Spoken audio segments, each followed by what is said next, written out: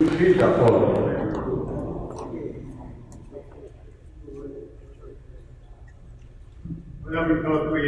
Takuye, Kukaya, Oglala Lakota, Oglala Lakota, Kumichi, Richard, Ichano, Oglala Lakota, Ichano, Oglala. We are the approach the Juta. We're the Hugo, the California, the NHL. I want to play the Oglala, Ichano. Ela falou a gente onde eu não tenho.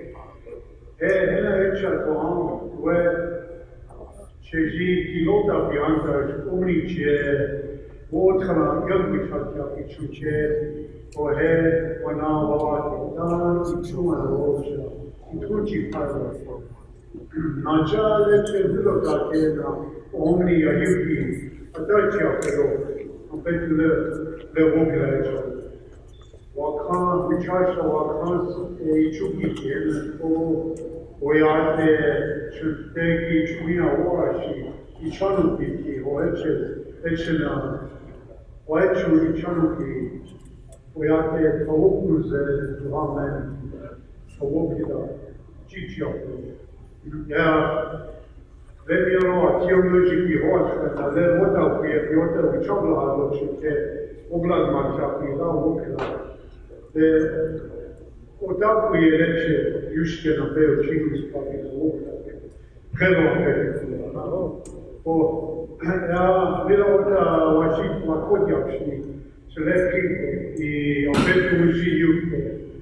Ola kota umniče uži vičalo hapina, će lakotja piti etahadira vidički pedo. Juk sam a pola ulice do Afrike, ona teško štekle. I want to switch my presentation to English. So I'm not going to say excuse me because that's my first language, but I will say bear with me. It's easier to express myself in Lakota than it is in English. For those Lakota speakers, excuse me. When I've been asked to come and present on behalf of traditional Woope protocol, first of all, I have to, it's traditional and it's in our culture to identify yourself. My dad's a left parent, his great-grandfather is walking eagle from Roseville here, so I have a lot of relatives from here. Red fish, red feathers, one bull, I have a lot of relatives here. Secondly, I grew up, my first language was Lakota. I started Sundancing in 75 down in Porcupine. So I started learning these spiritual ways a long time ago. I studied under Who's Crow, No Horse, and Pete Catches. Boss North gave me my Lakota name, Akil. True to form, I've been put in a leadership position. Been a president twice, a fifth member, vice president. During my first term as president, Oliver Redcott and Royal Bull Bear put a waka on me because of my bloodline. My father is a left-hander. So, having said that, one of the things that I've been asked to talk about was traditional law. And because of where I come from, Oliver and Royal, when they held that ceremony in 1990 in Allen, they put that waka on me in front of my church by down in Allen. Pete Catches ran the ceremony, he did this spiritual part of it. Joe One-Feather was an alcohol. Matt Nelly Jubals sang Chiefs, he touched an honor song for me during that time in 1990. There were 5 Legion post commands that all came by the group of it. So back home, I'm one of our true Itachon. Today, there's only 3 of us alive that are true. Joe American Horse, and Alvo Hill, and myself. And here's the reinforcement of that. One day over at Big Moose Camp, Sundance was called over by a old woman, one of the Uchis, she said, "Hakoja yota kaya kakojicha pitelo waoka kishchitecha takwa khelawilo you khaleo mata." She said, "I want you to gather up all that I touch on, because our council are going the wrong way. We need you to help guide them and correct them, give them some guidance so they can do the right thing for the people, because of the treaty, because of the land, the animals, in our future." So she also said, when you do, you need to identify the Itacha that are legitimate. In order to be called a Itacha, you have to come from your male bloodline in the likeness and Aichimonka, in comparison to the Buffalo Nation, because that's how we emulate our lifestyle was given to us. So because of that, the male Buffalo Bull governs the herd. So you come from your male bloodline. You hold it in front of your Tioshpire for approval or disapproval. 3, you cannot have crimes against your people. You can't kill a family member, you can't rape a young woman, you can't steal. There's a list of order, a checklist that goes along with those. Then the 4th one she stated was you need to speak the language, you need to know your Tioshpaya, you need to know the natural laws, the laws of the Chanupa, you need to know your Tioshpaya. Those basic laws, she told me, I went around to the reservations and asking different people. Up in the Standing Rock, I asked taking alive boys, yellow fat, eagles, bullhead brothers, Shiny River, I asked Overlooking Horse, Richard Charged Eagle, Charlie Whitefeather, down here in Rosebud, I asked Leonard Kodov, Ben Black Bear, Russell, different people in your treaty council, the delegates asked, and they had the same thing. They all said, oh, back home, Gerald Whitefeather, Leonard Littlefinger, Mason Bags, Robert Trucrow, Pat Yellowhair, people like that. They all said the same thing. Those are basic laws, but there's also a lot more that go with it.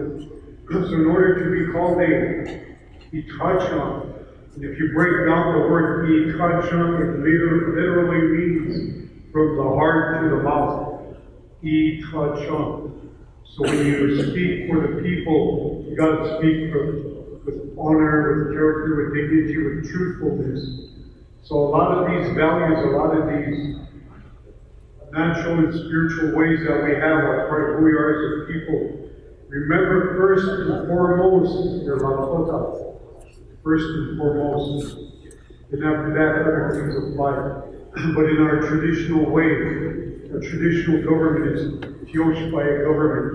In order to have a traditional government, you have to have your Itacha, you have your staff keeper, you have your holy men, you have your song keeper, your drum keeper, your pipe keeper.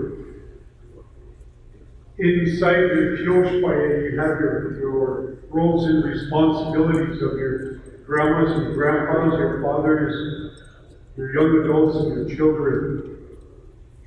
The first sovereignty of our people is the home. The covering represents the men, the poles represents the women, the inside pegs represent the children, the outside represents the grandchildren. That's the first sovereign of our home. The governance of our people, when they say, Oglala Lakota, my mom told me that over and over. Go to the meeting, find out what's going on, and come back and tell us that's men's business. Later on, I asked in time how to qualify that, and she said, that goes back to our history of who we are as a people. The men are our protectors, the men are our providers. Us women, we bring life, we create life, we nurture life. The good one that tells us that story that way is Marie Brushbreaker Randall from here. And she really eloquently told about how the women ran the home. The decisions come from the home that are driven by the woman, that the men takes into the general council of the men. And if there's a disagreement, the elders, Big Valley Society, or however, however you would call it, made them re-evaluated the situation and sent it back to the people for further debate until everybody approved, because everybody had to benefit. That's where that structure of traditional government comes from. Whenever there's a conflicting situation or debate or something that was out of protocol, they would take it to the elders' council. And that's how that was established. So whenever there was penalties to be invoked, it was done by these old men who recommended it to the whip society, the whip headman. He touched them. He would call he touch his tokalas together to enforce the penalties, whichever penalty applied. So the whipman would use a tail of a buffalo bull. The hair end of it would whip down violators that were really extreme violators. They would use a club, even to the point of killing. And I'll give you an analogy of that. Old man Guy Dolman told this story one time. He said there was zero tolerance for abusing our laws, and abusing our women, and abusing our children. His son-in-law kept beating his daughter. After the third time, the fourth time, he called him into his pestle on him. First, he had a big gathering, he fed everybody, had a big giveaway, then he called his son-in-law into the pestle on him, fed him, filled his pipe, he prayed for him, and then he killed him, sent him on his journey. He said, I sent him back to the land of the pipe. We do not tolerate these violations like that. So when you knew how severe the penalties were, you never violated any laws like that. These people that taught me a lot of these things, I'm going to tell you who they were, so you know I legitimize. Whenever you come out and speak, you got to legitimize where your teachings come from. Just like, I shoot your way of life. When you talk about a presentation, you got to cite your sources, where you got your knowledge from. Well, same thing when you speak in public, especially something as sacred as a staff, you've got to legitimize your source. Well, my teachers were Dawson No Horse Pete Catches and Frank Food School. My wisdom source were these elders' council that I put in place in 1990. Guy Dolnheim, Bill Hornfeld were over 90. Jacob Thunder was 88. Zachary Highwayman at 89. Jim Batten, Bert Tallman, Roy Wilbert, Joshua Gay, Willie Highhawk, Eddie Ironcloud, Eddie Batesbat, Tom Thunderbolt, Charlie Moose, Johnson Holy Rock. One time we had a meeting, there was probably about 60 some old men like that, Kyle. They had a question of politics, and Jim Batten pointed to Johnson Holy Rock and he said, "Oh, Sheila, we had people ask that boy sitting over there."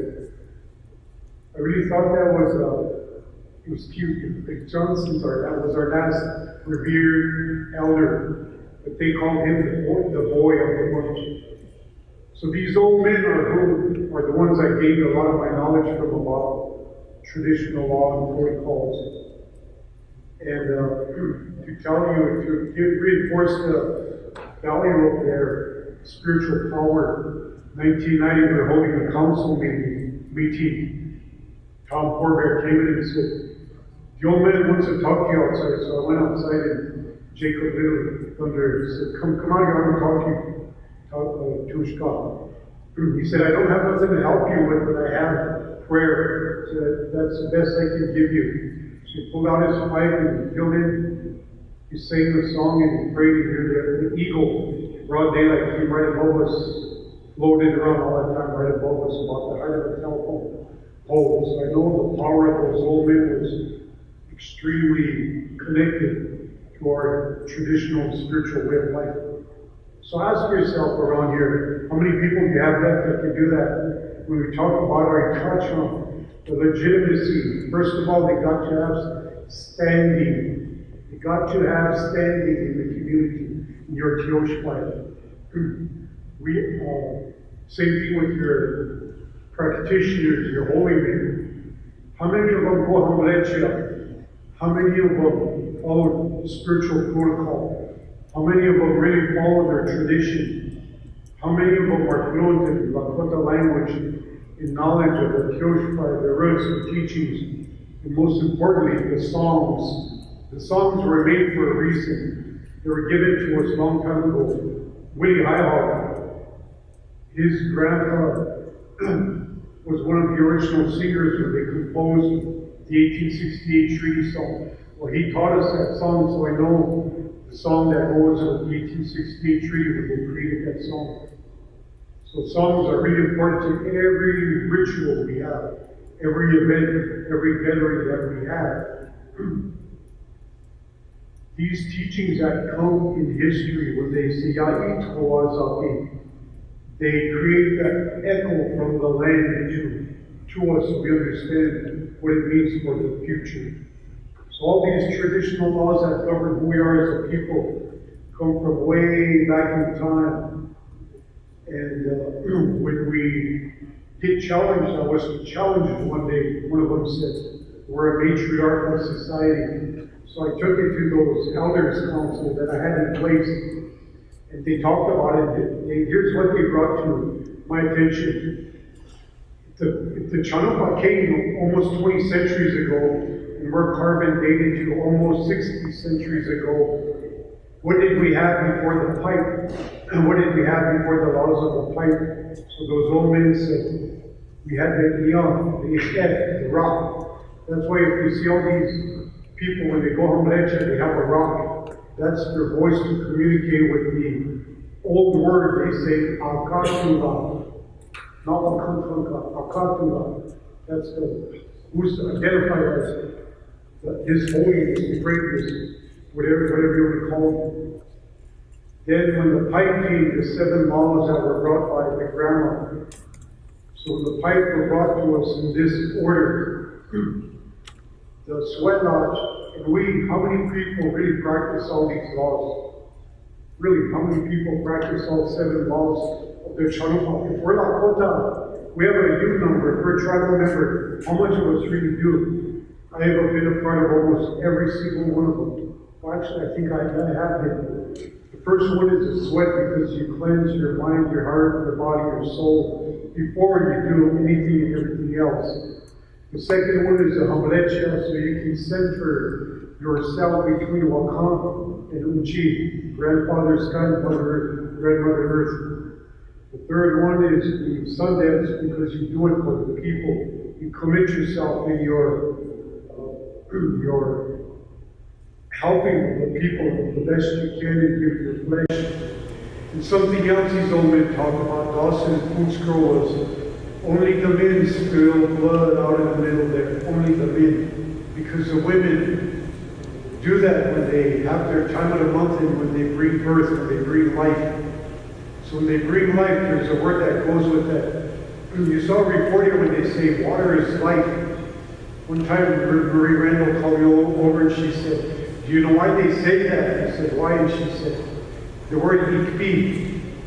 Whenever a woman's water breaks, she brings life, hence water is life. How many people have been standing around know that or use that properly? It's kind of made me think about the teachings. The fourth one is the keeping of the spirit. And we saw old man George Gatt. He had this ceremony done in Porcupine. And he was, I believe, over 90 when that ceremony was held. When they released his spirit, we could see it come from the ground. Little light floated around in front of all of us. He talked to his wife, Eva Gatt. She was in her 80s and she recognized his voice. It was too much for her. She passed out. So Emily No Horse and Florida Gray held her up. That's how much power was in that ceremony. The fifth one is the Woope, making of a relative. And why that law is important is you always keep that home unified together and sacred. So you replace who you lose. You lose, when we used to lose people in battle, they were replaced right away. So you always kept that home intact. The first sovereign, the Tipesvola. The sixth one is the releasing of the Spirit. And we saw that too, same thing. The Dawson Horse ran that ceremony, and we were there, we watched it. The last one is the rites of passage. Making of a man and woman that right at their pubescent stage, they are coached by a woman, for lack of a better word, sponsor, and a man to a boy, sponsor. But they would coach them on before they went out to observe nature, study the animals, the fish, the birds, and watch how they interacted, how their dynamics were conducted so they could understand how to live within that balance of life, they call it. But they were coached, and why they were coached to use their senses was, one time we were fasting, we had the staffs on 4 skulls. And in the nighttime, when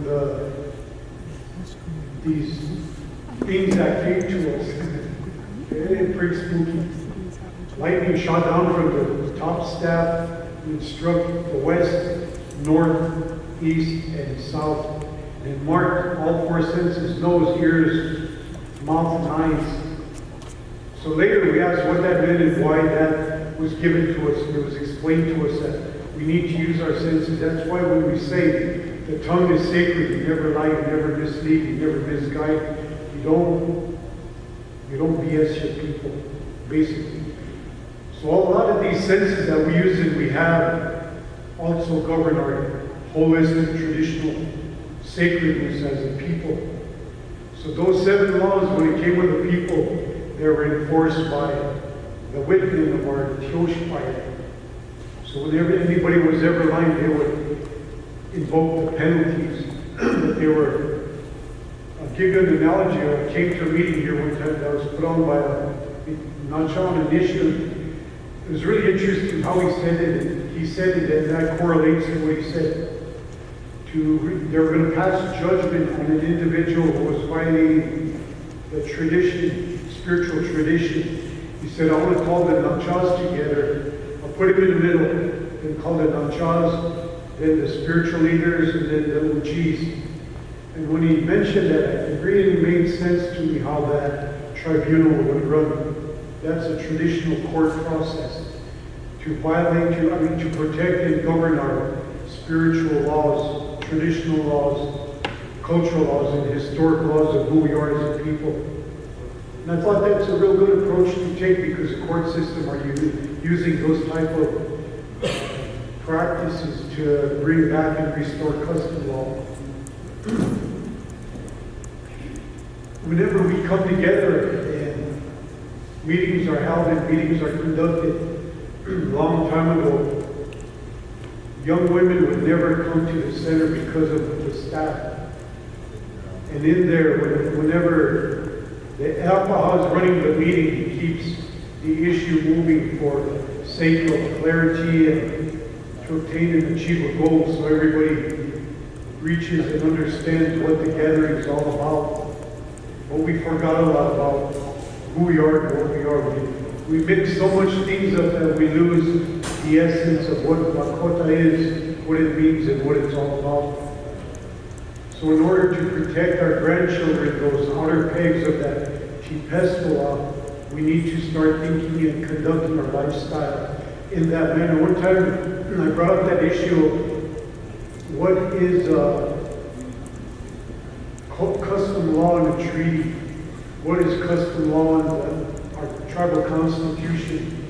And I've been asking that question, why can't we recreate, restore custom law?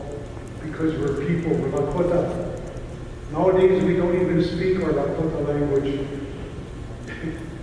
I heard somebody say, Osidi Sakoin. I heard somebody say, and many Waikani.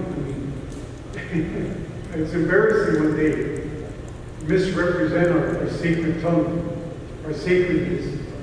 And when I hear people talking that way, it angers me because I'm a Lakota.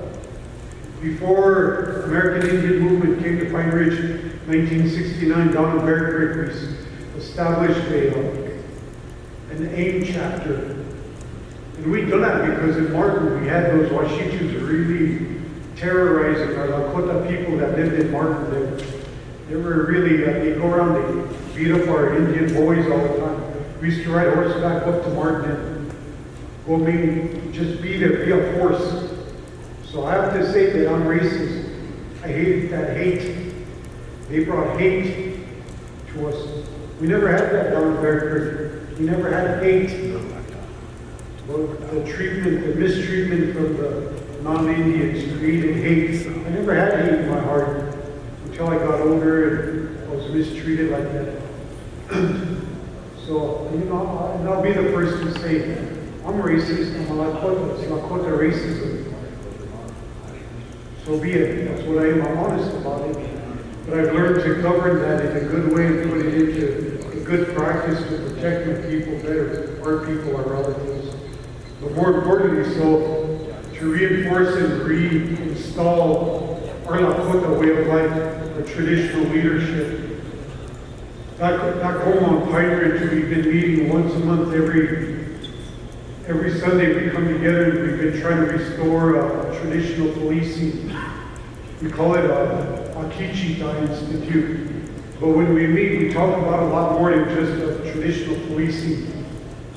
Now remember, traditional policing is a lot more stern than your basic code law today. There is a lot more stricter enforcement of policies and penalties by our traditional people than what we have today. So in our last meeting, we were talking about restoring our leadership. So Joe American Horse, Mel Ohill, and I have been working to try to restore our Itacha system. That's traditional leadership, because if you go back to the 1868, who signed those treaties? Itacha. So we brought up the concept of trying to bring back the traditional Itacha to present a position to Congress or to the United Nations. IRA has limitations. They're capped at the Bureau of Indian Affairs. But the traditional leadership can go around the globe. In 1990, Gerald One-Brother said, we have a gathering of the chiefs in Canada. He said, you should come with me. Let's go find out what's going on. So when we got up there, Gary Holybull and Dick Blueskin put a choke cherry pie on the campfire, lit it. A blue flame shot up about so high for about 17 seconds and went down real slow. When it hit the wood, it came to life. Everybody at that gathering, there were around over 200 people. Every one of them counted over 30 eagles came just like that. Right at that time. It was really amazing. We had to be there. And so from there, we signed the Treaty of Unification. 17 bands in Canada, 15 in the U.S., 40 Chioshpais in Canada, 42 in the U.S. Today, we did a cursory head count not too long back. There are over 1 million. It was Lakota, Dakota, Lakota. We're the largest body of indigenous people here in the United States. So this Treaty of Unification, we've been coming together as an Oceti Chapoy, having people representing all 7 bands of the Oceti Chapoy. Then we sent a delegation down to Mexico, signed a treaty of trade with the Chiapas government.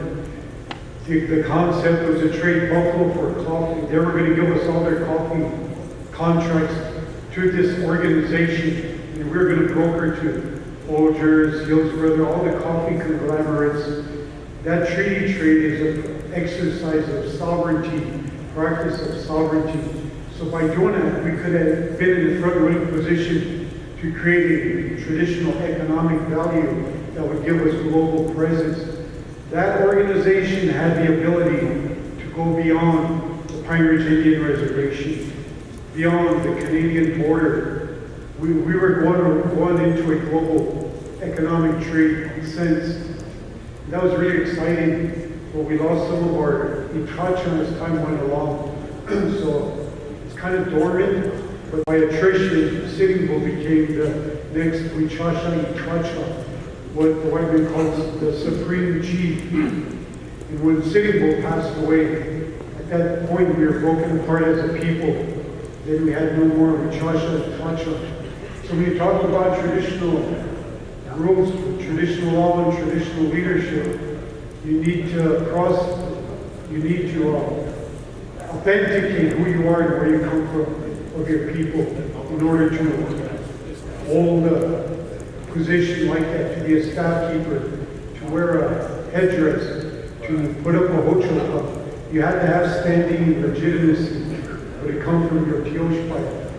The sacredness will constantly come from Akatula in order to do spiritual things and conduct things of a miracle accord. But those are pretty absent. We need to find a way to revitalize those back in a true way, instead of letting it be prostituted and made out of an industry out there by some of our own people going out there putting on sun dances and ceremonies for a price like putting $300 on a sweat lodge, $1,000 on a Sundance in California or Hawaii or wherever they're doing these things.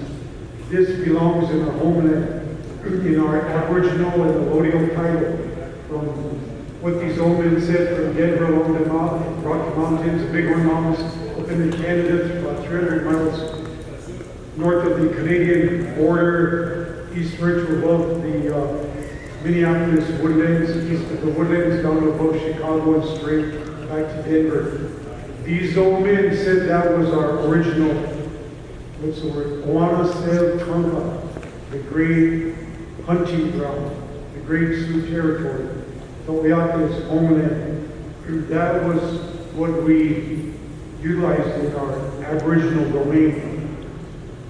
But look at us today. Here in Pine Ridge, we're so checkerboarded. Almost Benny County has taken over a lot of our land. Fall River is doing the same thing. Same thing right here in Township County, taking your land away from you. But one thing that's present and visible is what you see here today, a way of life. So in order to do what Johnson Holy Rock said,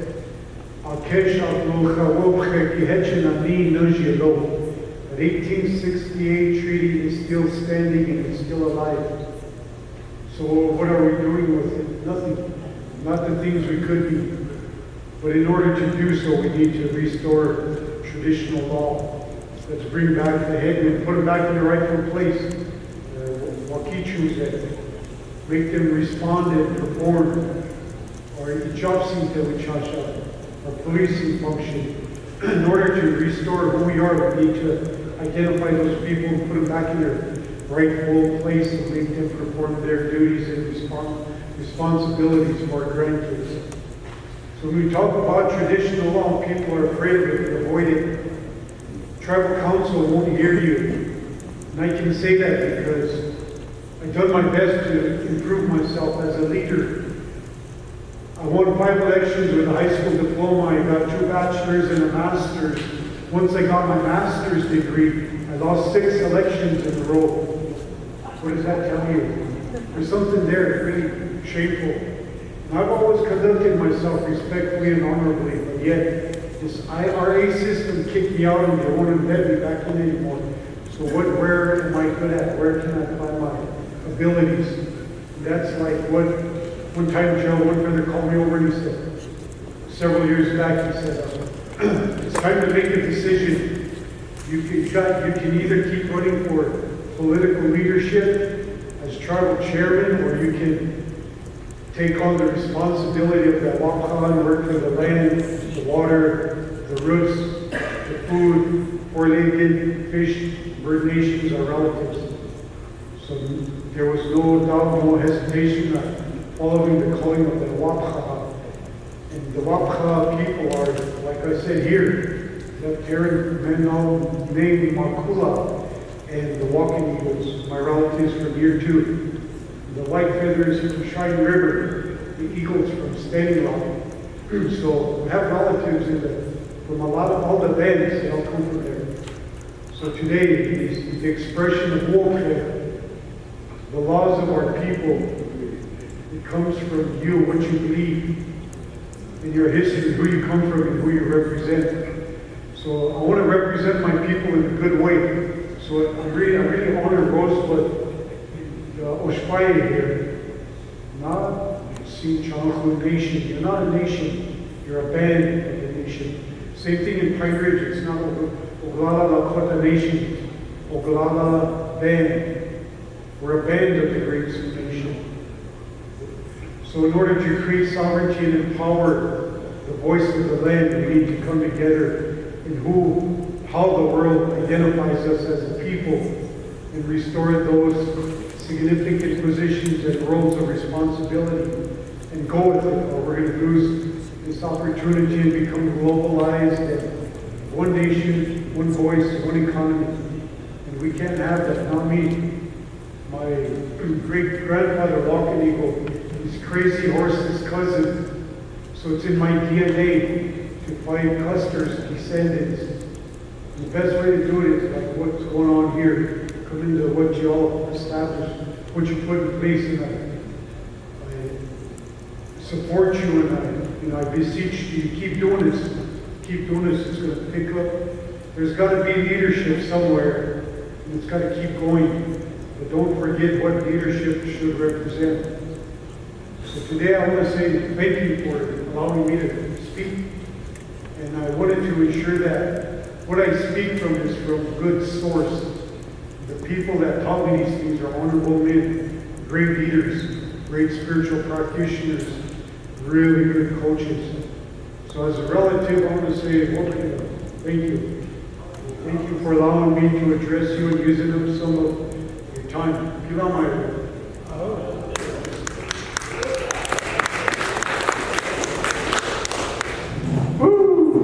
That was good, Harold. Thank you. Like this.